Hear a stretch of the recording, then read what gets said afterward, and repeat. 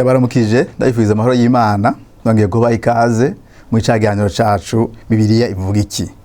Tugeze ku gitabo cyo guharura muri ibi bitabo bitanu bya Mose. Twarahejeje igitabo cy'itanguriro, tubanje vuga intangamara ivyanditswe, twaravuze gitabo cyo kuvayo, turavuga no gitabo ca Balewi, ureka tuvuge igitabo cyo guharura hamwe n'igitabo cyo gusubira mu vyagezwe.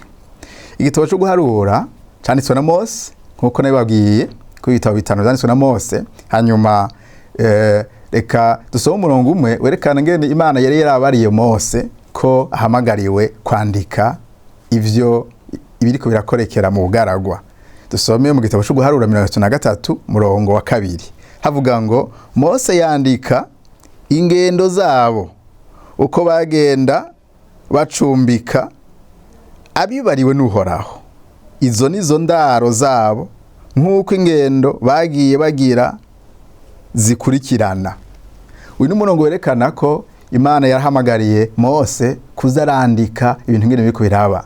Rero muri iyo myaka ko yabaye 40 Mose yazarandika, Imana yazira murongorera kuvyo yandika biko biraba muri ubwo bugaragwa. Rero igitabo cyo guharura bacita mu zindi ndimi igitabo cyo kuyerera, wanderings, kubera bayereye muri ubwo bugaragwa imyaka myinshi. Ni rwari rugendo kumbure gomara amayinga kumbure nk'abiri canke 3 mugabo byasabye ko baguma bazunguruka muri ubwo bugaragwa imyaka 40. Ico ni ikintu kimwe tubona muri ico gitabo ko ari gitabo cyo kuyerera mu bugaragwa kubera iki hanini. Ni kubera Abisirayeli byabananiye kugororokera Imana. Ivyagezwe Imana yari yatanze kubaha Imana yari yabasavye byarabananiye. Mu mwanya mutoya batanguye kwidodomba. Ni muri iki gitabo ubona Abisirayeli bidodomba cyane, bakidodombera Mose, bakidodombera n'Imana ko bavuye muri Egiputa kugira ngo baze guhonera mu bugaragwa. Ko bavuye muri Egiputa kugira ngo baze kubarizwa mu bugaragwa butagira amazi, batagira ico bafungura. Rero muri iki gitabo tubona ngene abantu bononekaye, ngene abantu bagarije Imana.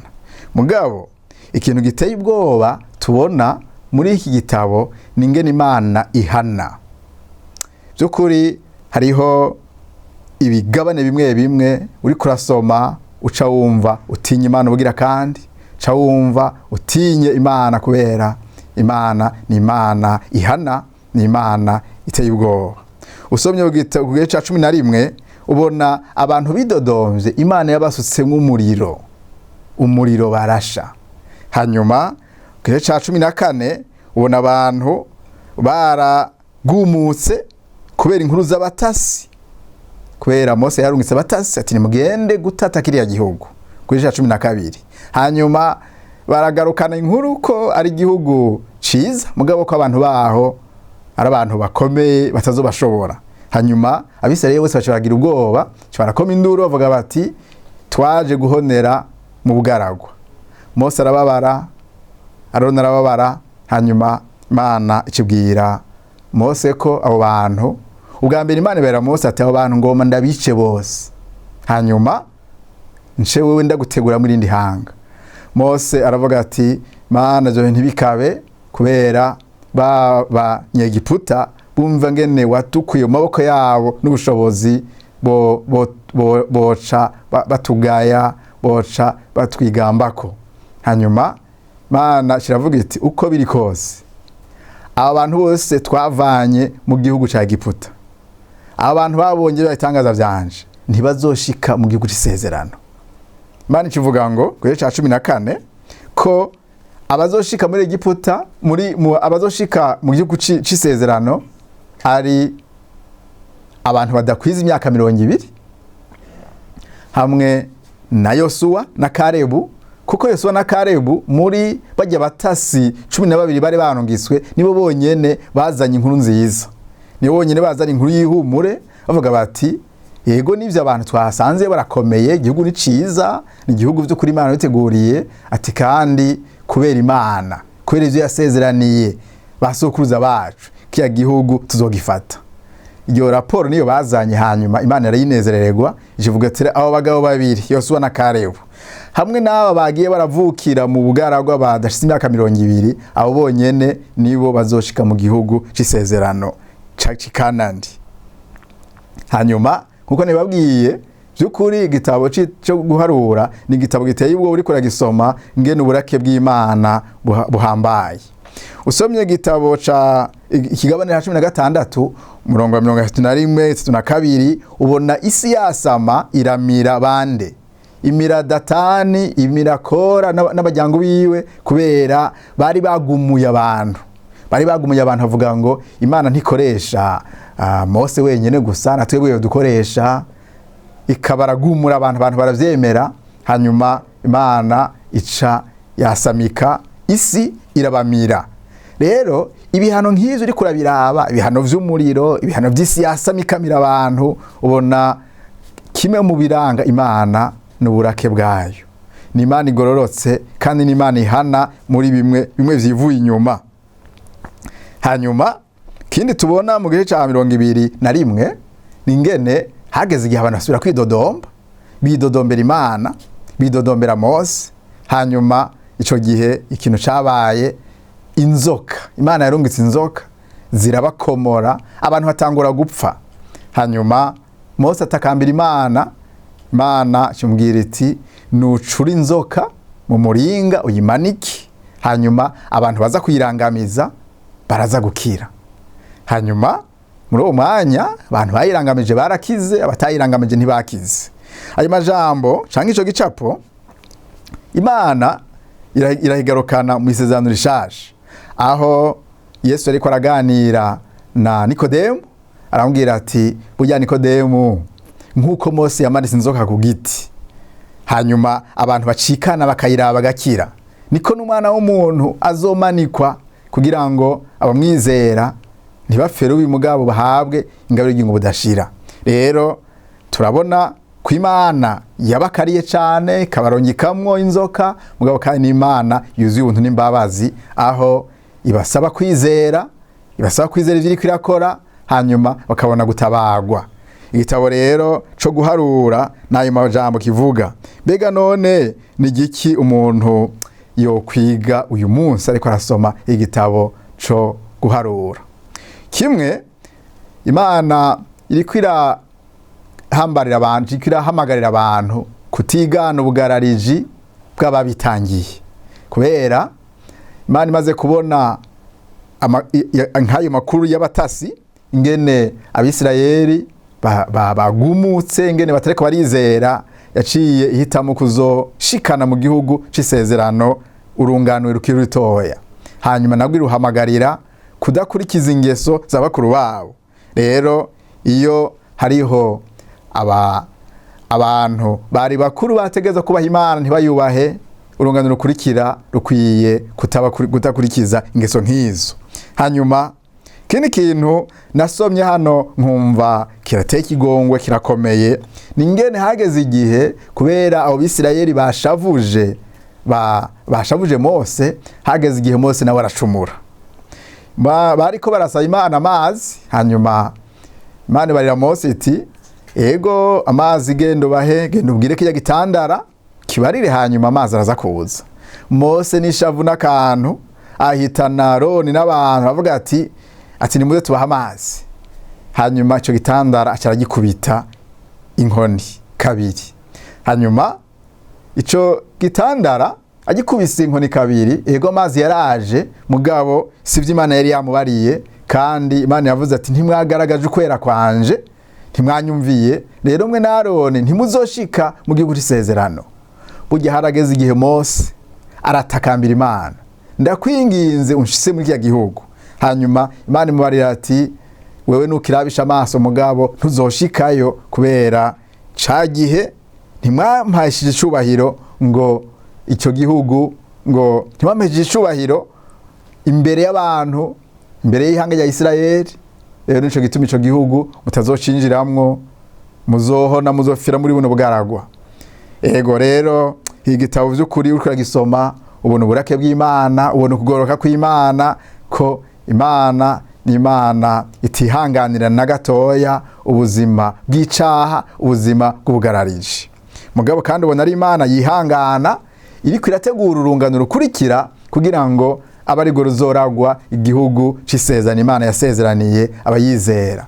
Ubona Imana iriko irategura abantu badakwiza imyaka 20 kugira ngo abe aribo bazoshika muri ico gihugu. Mbega y'amajambo turiko turasoma tokumva iki? Ijambo ryarindi nyene nuko dukwiye kwirinda ubugarariji, nuko dukwiye kwirinda kutubaha Imana, kuko iyo Mana ntiyahindutse. Iyo Mana ntiyahindutse, iracari Imana igororotse, iracari Imana ihana icaha, iracari Imana itihanganira umunyavyaha. Hanyuma ningene Imana itemereye Mose ko ashika mu gihugu c'isezerano, ningene Mose yari yararushe, navyo vyoducisha bugufi ko naho umuntu yoba yarabaye igitangaza akwiye kuguma ari umugororotsi gushika kwiherezo, kubera Imana turavye mu buzima bwa Mose tukaraba ngene yari yararuhanye n'Abisirayeli, wamenga ntaco yosaba Imana imwankire. Mugabo Imana mu kwigenga kwayo yarabonye iti Mose, wewe igikorwa nagutumye reka ugarukize ngaho, hanyuma Yosuwa niwe azoshikana abantu banje mu gihugu c'isezerano. Hanyuma reka rero tubandanye n'iyi gitabo cyo gusubira mu byagezwe, kubera kiri mu rukurikirane rwiza uvuye mu kino gitabo cyo guharura. Ni igitabo ca nyuma Mose yanditse muri ibi bitabo, ni igitabo kivuga ingene yasubiriyemwo urungano rushasha. Mu zindi ndimi iki gitabo cyo gusubira mu byagezwe bacita itangwa rya kabiri ry'ibyagezwe. Kubera itangwa rya kabiri, kubera itangwa rya mbere ry'ibyagezwe ryari ryahawe abantu bakuze bose bari bapfuye. Hari hasigaye urungano rushasha, byasaba ko Mose abasubiriramwo, ababwira ivyagezwe vy'Imana, ababwira ibitangaza Imana yakoze, ababwira ingene Imana yabarokoye ikabakora mu maboko y'abanyegiputa, ababwira ngene Imana yafise intumbero yo kubashikana mu gihugu c'isezerano. Hanyuma rero tubona Imana iriko irasubiriramwo urugwaruka, iriko irasubiriramwo aba bantu Imana itoranije kugira ngo bazoje mu gihugu c'isezerano. Hanyuma muri kino gitabo cyo gusoma mu byagezwe tubona kwihangana kw'Imana, tubona ubwiziwa bw'Imana, ngene Imana idahevye abantu bayo, mugabo kuriko basubiriramwo ingene bakwiye kwifata kugira ngo bazoragwe igihugu c'isezerano. Hanyuma hari ibintu byinshi dushobora kwigira kuri Mose, kuko Mose amaze gusaba akinginga timbega Mana wonyemerera ngashika muri kiriya gihugu, Imana ikamwankira, Mose yaciye ategura uzomusubirira, avuga ati none ga Mana ninda azorongora abantu. Imana inamubwira ati ni Yosuwa. Yosuwa yamye ari umu assistant wawe, yamye ari umufasha wawe. Yosuwa niwe yagenda ku rugamba, niwe yari umukomanda w'ingabo kuva kera. Rero uwo niwe azoshikana Abisirayeli mu gihugu c'isezerano. Hanyuma Imana iraha Mose ubuntu bwo gutegura neza Yosuwa, hanyuma aramushikiriza abantu Abisirayeli, abwira ati nguyo niwe azobashikana mu gihugu c'isezerano, muzomwumvira nkuko mwanyumviye. Hanyuma tubona rero umutima wa Mose ari umutima w'umurongozi by'ukuri, umutima utagira ishari, umutima uciye bugufi, umutima wubaha ico Imana ivuze. Hanyuma igitabo cyo gusubira mu byagezwe kiriko kirasozera, kiravuga ku bijanye n'imivumo hamwe n'imihezagiro 27 na 28, aho tubona ko Imana ibarira Mose iti ewe Mose, barira abantu niyo banyumvira, niyo bangororokera, nzobaha imigisha. Bazogira imigisha mu muryango yabo, bazogira imigisha mu bikorwa vyabo, bazogira imigisha mu gihugu, bazogira umutekano. Nzotanga umugisha, nzotanga imvura mu gihugu, nzotanga amahoro n'ibindi. Mugabo irabwira ati niyo mutanyumvira, niyo mwangarariza. Cyane cyane ubugararije Imana yakarira cyane no gusenga ibigwamana, cyane cyane cyazo ubwa mbere, hamwe n'ibindi byaha bijanye no kurenganya, n'ibindi byaha bijanye no kutitaho imfuvyi n'abafakazi. Rero izo niyo byaza imbere y'ibindi. Ati rero niyo mwashika mu gihugu c'isezerano, ntimuzokwigana yandi mahanga ivyo bakora, muga muzogume ku murongo mwiza wo kunyumvira. Rero igice ca 28, igice ca 27 cerekana urwo rutonde rw'imigisha n'imihezagiro. Mugabo Abisirayeli ntivyabashobokeye nkuko umuntu abisoma mu bitabo vyakurikiye. Abisirayeli bageze mu gihugu c'isezerano baragaje Imana, barasubira inyuma, Imana irababara cane. Mugabo ubona Imana iriko irababwira iti niyo mwanyumvira muzororanirwa muri ico gihugu c'isezerano, mugabo niyo mutanyumvira muzohura n'amagorwa. Hanyuma uko nayivuze gisozera neza, Imana isezeye neza Mose ikamubwira iti ugira utahe. Hanyuma Mose akabwira Abisirayeli ati burya ronda kwija imyaka 120, ati ntaco ngishoboye gukora, kandi Imana yarambwiye ko igomba intahane. Ati rero Yosuwa nguwo muze mumwumvire. N'amajambo aryoshe ngene umuntu w'Imana, Imana imuha gukora ivyo yamuhamagariye, hanyuma hageze gutaha Imana ikamutahana mu mutekano. Yindi nkuru idasanzwe nuko Mose atawabonye umuvyimba wiwe. Imana yaramubariye ati duga kuri uriya musozi Nebo urabe igisaga igihugu nabasezeraniye bazojamwo. Ati mugabo ico gihugu wewe ntuzokijamwo, mugabo Abisirayeli nico bazojamwo. Hanyuma rero ngo ico gihe Mose araduga, hanyuma aduze ngo Imana iyo nyene ica iramwihambira, hanyuma bararondera mu vyimba, bararondera imva ye barayibura.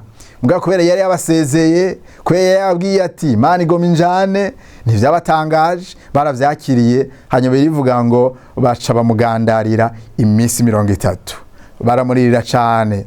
Umuntu babanye imyaka 40 mu bwizigirwa, umuntu babonye yitanga ku bwabo, byukuri barababaye. Mugabo babona ko abashikanya ahantu bagomba binjire mu gihugu c'isezerano, abashikanya ahantu bumva bafite ivyizigiro ko ivyo Mose yavuze bigomba bishiki. Bega umuntu ariko arasoma aya majambo yo mu gitabo cyo guharura, ariko arasoma aya majambo yo mu gitabo cyo gusoma mu vyagezwe, nibihe bintu nkora mutima yojana mu mutima. Kintu cambere gikomeye muri aya majambo tuko turayasoma, tubona ukwera kw'Imana, tubona Imana ari Imana yera, tubona Imana ari Imana yitegura kugendana n'abantu bayo, mugabo ibasaba kugendera mu buzima bwejejwe. Kandi ubwo ivyo ibintu Imana iri kurasaba, yasaba ico gihe n'ubu iracabisaba. Iragomba ko abantu bayigororokera, iragomba ko abantu bizera Yesu, Yesu akabaha ubugororotsi, Yesu akabaha n'ugushobozwa kugendera mu buzima bwejejwe. Hanyuma ikindi tubona kidasanzwe n'ubwizigwa bw'Imana, no kwihangana kw'Imana, ngene ivyo yavuganye na Aburahamu, ivyo yavuganye na Isaka, ivyo yavuganye na Yakobo, Imana iri kwirabishitsa buke kimwe ku kindi. Aho Abisirayeli nubwo bariko baragarariza, nubwo bariko bayicumurako, Imana idacihebuye umugambi ngo barandure bose, mugabo yemera kihangana, urungano rumwe karuheba kugira ngo irindire urukurikira. Ni Imana ni Imana igororotse, ni Imana yihangana, ni Imana igira neza. Hanyuma tubona kandi ari Imana itoranya abarongozi, ni Imana itoranya abarongozi naho rimwe bishobora guca mu matora, hanyuma Imana ikabemeza burya ni Imana iba yabatoranije, ni Imana iba yabatoranije. Hanyuma tubona ingene Imana rero itoranya Yosuwa nk'umwe mu bantu bari barabanye na Mose, nk'umwe mu bantu bari abizigirwa, nk'umwe mu bantu bari bararungitswe mu mamisyon bakagarukana amajambo y'ivyizigiro, nk'umwe mu bantu by'ukuri yari yarabaye hafi Mose mu buryo butandukanye. Rero abantu hamwe nabo Imana irabazeza ibikorwa, abantu hamwe nabo bararonka ama promotion iyo babaye abizigirwa ku Mana, bakanga kabizigirwa no kuba barongoye. Hanyuma tubona rero Mose arangije neza, nubwo atashitse mu bisezerano, mugabo tubona Imana imutahanye amahoro. Igitabo rero kiratwereka ubwizigwa bw'Imana, mugabo kandi kiratwereka ko abantu batumvira Imana, abantu bagendera mu bugarariji, bari ku muvumo, bari kw'ivyago, ivyo Imana yasezeranye canke yavuze mu ijambo ryayo, bari kw'ivyago. Ariko abantu bumvira Imana bari kumugisha. Imana izohagurutsa undi muntu ameze nka Mose, abantu bazokumvira. Aho yari kwiravuga ko hazogera igihe Imana igahagurutsa Yesu Kristo kugira ngo abantu bamwumvire. ni ukuvuga nk'uko Mose yabaye umucunguzi mu Bisirayeli, niko uyu munsi abantu ba kino gihe dufise umucunguzi ari we Yesu Kristo, adukura mu buja bwa Satani n'icaha akadushikana mu buzima bwejejwe, mu buzima buhimbara Imana. Rero ibyo bitabo bitanu vya Mose nico twobivuga ko, ndabahamagarira kubirimbura ko, ndabahamagarira kubisoma, kubinezerererwa, ndabahamagarira kubibonamwo umutima w'Imana no kubibonamwo ico Imana iriko irarondera ku bantu bayo. Imana igomba ko abantu bayisenga bakurikije urutonde Imana yashizeho, tuyisenga tuyegera muri Kristo, hanyuma akandi Imana ikagomba ko abantu bayumvira ko ubugaraje bwama buzanana n'igihano giteye ubwoba. Nuko rero Imana bahezagire kuri bino bitanu duhejeje, tuzobandanya kuganira bikurikira turaba ibindi bitabo bise ibitabo bya kahise. Yesu abahezagire.